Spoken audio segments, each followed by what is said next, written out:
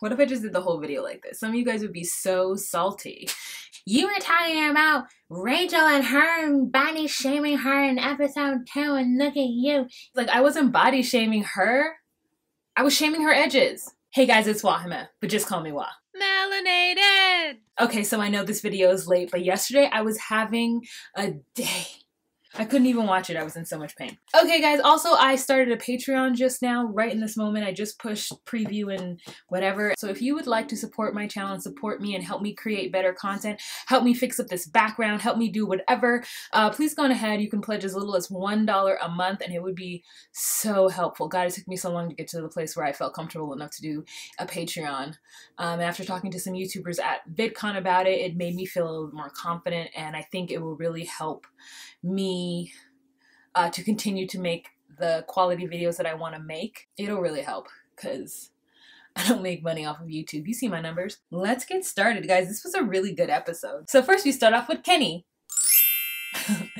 So we have Kenny and Lee, who just finished their 2-on-1, and Rachel, unsurprisingly, decides to leave Lee in the lurch. Thank God. She realized that Lee was a snake, that he was a troublemaker, and she said she didn't trust him. And I mean, anybody who continuously calls you ma'am after you tell them to stop calling you ma'am, and who you've not had any kind of real connection with, and they're just on the show probably because they are the bad guy.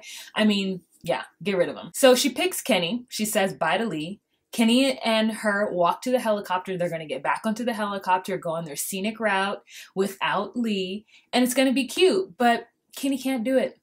Kenny has to walk his silly black ass back over there to Lee to tell Lee something. They have already gotten to the helicopter. Rachel is already inside of the helicopter. I was really surprised that Rachel just didn't say, leave them both there. It's okay. Let's go. Because that's exactly what I would have done. Exactly what I would have done. That would have been such a G move. Had she been like, no, I'm kicking you out. You're going to go back? Okay, I'm kicking you out too. Cool. Let's go. Can we go? Take her up. Like 100%, because that was just so ridiculous. And that maniacal laughter he had walking down the hill back to Lee to tell Lee off. I mean, it was just so unnecessary. Kenny is just so emotional, which isn't a bad thing. I really like the fact that he's okay with crying. I like the fact that he can't just settle in ambiguity. He has to say how he feels. I dig that about him. But I think in this setting, when it isn't with the girl he's going to marry, that kind of emotional stuff needs to be put on the back burner. You know, you want to be emotional with your partner. You don't need to be emotional with every single person you meet, right? At the rose ceremony, when she picked Matt and Adam, I was just like, why? Matt and Adam, like, are just so boring to me. And maybe it's because they haven't had much screen time, but like, why, girl? She always looks so cute at the rose ceremonies. I love these like long dresses. Totally faked us out with those the clips of Kenny bleeding and Kenny walking away looking angry or sad. Like, they faked us out last episode so hardcore. I mean, the clickbait, yo, the trap, they faked us out. They made us think that Lee and Kenny got into some kind of altercation.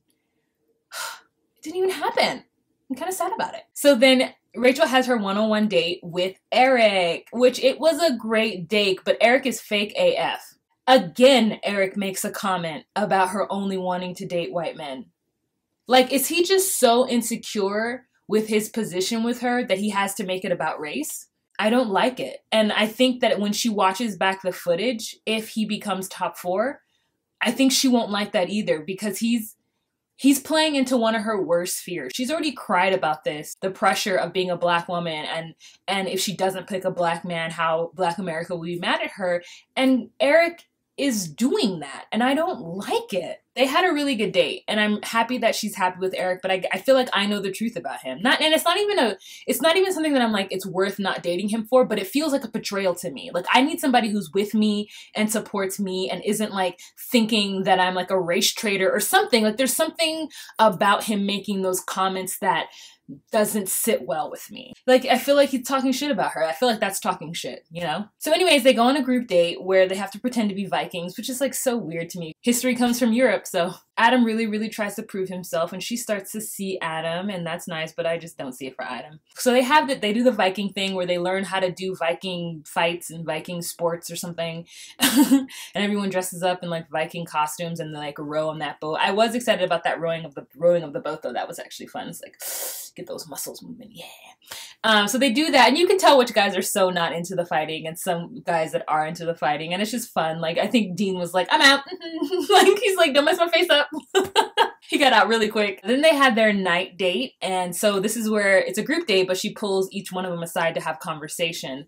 And in this conversation, in this one she had with Brian, you know, they're kissing, they're making out, and she says, I don't know if your family will accept me, or will your family accept me? And Brian's like, my family's very open. It's 2017 and you still have family members that are against it. I mean, your immediate family, like, I guess if you have aunt and uncles, you know, aunt and uncles tend to feel ways about things that they have no business to feel anything about. But like, when your parent feels that way, I'm just kind of like, that's weird. Is this going to be like a Get Out situation where he's like, yeah, my family's super open to it, and then Rachel gets there and it's like a series of microaggressions? Terrible. We also find out that Will mainly dates white women. That he's dated black women before, but his like relationships have been with white women. And I, in it itself, don't see anything wrong with that. That kind of explains a lot to me when dealing with Will. Just because of the way that I felt that he placated Lee in the previous episode, like explaining that Kenny was not using the black card by feeling some sort of way of when Lee referred to him as being aggressive. Will tried to explain it to Lee in a way that made me go, you don't need to explain anything, Will. If Lee doesn't understand that aggressive and certain words that are used against black people trigger other white people and other people into thinking that black people are naturally aggressive and worthy of being shot and killed in the streets, then that is a person who doesn't need to be on this show. Will grew up around a lot of white people, and I grew up around a lot of white people, and so did Rachel. And everyone has their different ways of coping with stuff. And maybe Will just initially is more attracted to white women. When Will and Rachel had their one-on-one date, he wasn't passionate with her. He didn't hold her hand. He was more so about the fact that they were in Sweden. They went from Norway to Sweden. He was looking at the scenery, and he wasn't as touchy-feely with her and passionate. And maybe it's because he was in his head, or he got nervous, or he was intimidated by her. Or maybe he needs a very specific type of black woman, and Rachel is just not that. And I can respect that. I don't see anything wrong with Will. You know, we got to be able to meet on some sort of energy cosmic level, and I don't think Will and Rachel did. And he showed that he wasn't into her, and she let him go. And I felt really good about her letting Will go. Because he is a great guy. He's so cute. But like, would he be right for me? No. And I think that's great. I'm skipping around, guys. My bad. So then she has a conversation with Kenny. And Kenny is basically like, look, I need a guarantee that I'm going to be in the top 4, or please send me home. Because that's what I got from it. Like, he's not even far enough into the situation for him to be demanding that, or needing to know whether or not this is going to go all the way. I think he was feeling insecure with his behavior. I think he recognized that him going after Lee was probably the bad move, but he knew he couldn't let it go because him being very emotional. And he explained himself very well when she called him out on it. I thought his explanation was really, really good, but that doesn't mean that I thought he should stay. Here's the deal. Kenny is on a once-in-a-lifetime opportunity reality show where he is vying for the love of a really awesome black woman. He has been able to travel. He's only been gone for 5 weeks, and he's boo-hooing because he misses his child. Kenny needs to go home. I don't know that him and Rachel would have worked outside of here because of the way he's so emotional and the way he can't control himself, but also in the way that, like, is he going to move to Texas and be away from his child? I mean, I don't know.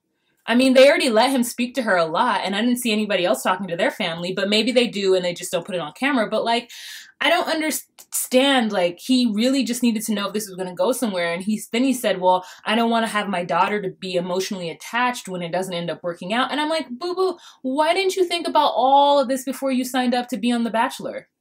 But perhaps he didn't. Perhaps he realized as he was doing the process that he was like, this is not going to work out for me. And I can really 100% respect him for that. And I'm glad that she let him go because he needed to go. And I'm glad that he recognized that he needed to go, you know? And I do like Kenny. We could never be in a relationship, but I think he will make somebody a very, very wonderful husband. I didn't write any more notes after that because I was so tired and in so much pain while I was watching the latter part of this episode. So let me put on my TV actually and like just kind of skim through because I do not know what happened after she sent Kenny and Will home. Oh, Josiah. I totally forgot to mention Josiah going home, you guys. He was so shocked. He was so shocked. That is so crazy to me. And he was like, he made some like comment about her not being, something being wrong with Rachel because she didn't pick him. You guys, did I not tell you from the beginning that something was wrong with Josiah? Listen, I should have bet somebody. Somebody would owe me some money. He was just so ridiculous. Oh, and she sends Anthony home. He was so sad.